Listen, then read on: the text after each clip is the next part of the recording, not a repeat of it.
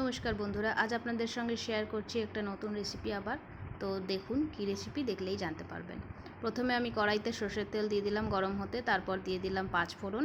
তেলের উপর আমি না ছিটকায় যাতে একটু সামান্য হলুদ দিয়ে দিলাম। তেল গরম হয়ে গেছে, তেল গরমের মধ্যে আমি দিয়ে দিলাম আলু, ছোট ছোট করে কেটে রাখা আলু। আর দেখুন হলুদটা দেওয়ার জন্য কি সুন্দর কালার আসে। সাদা তেলেও করতে পারেন আপনারা চাইলে, আমি সর্ষের তেলেই করছি। তারপর আলুটা একটু হালকা ভাজা হয়ে এলে দিয়ে দেবো কুমড়ো, ডুমো ডুমো করে কেটে রাখা কুমড়ো।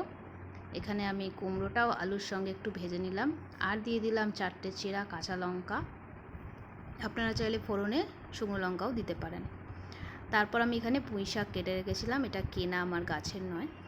তো এখানে কেনা পুঁই শাকটাই আমি দিয়ে দিলাম কড়ার মধ্যে। যেটুকু ছিল অল্প সামান্যই করছি।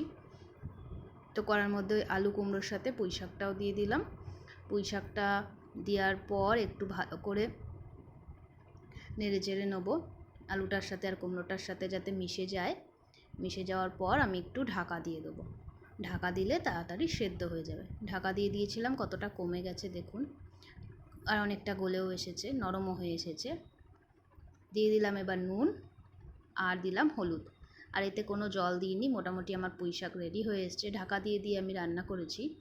আর দিয়ে দিচ্ছি একটু গুড়, আপনারা চাইলে চিনি দিয়ে দেবেন, না হলে খেতে ভালো লাগবে না একদম। শাকে বা সবজিতে নিরামিষে একটু মিষ্টি না হলে ভালো লাগে না। তো তারপর আমি এখানে স্ট্যান্ডিং টাইমে রেখে দিয়েছিলাম 10 মিনিট ঢাকা দিয়ে রান্না করার পর। তারপর এখানে সার্ভ করে নিয়েছি আমি একটা থালাতে। তো সেটাই আপনাদের সঙ্গে শেয়ার করছি। কেমন লাগলো অবশ্যই আমার রেসিপিটি কমেন্ট করে জানাবেন। ভালো লাগলে একটি লাইক করে দেবেন। ধন্যবাদ।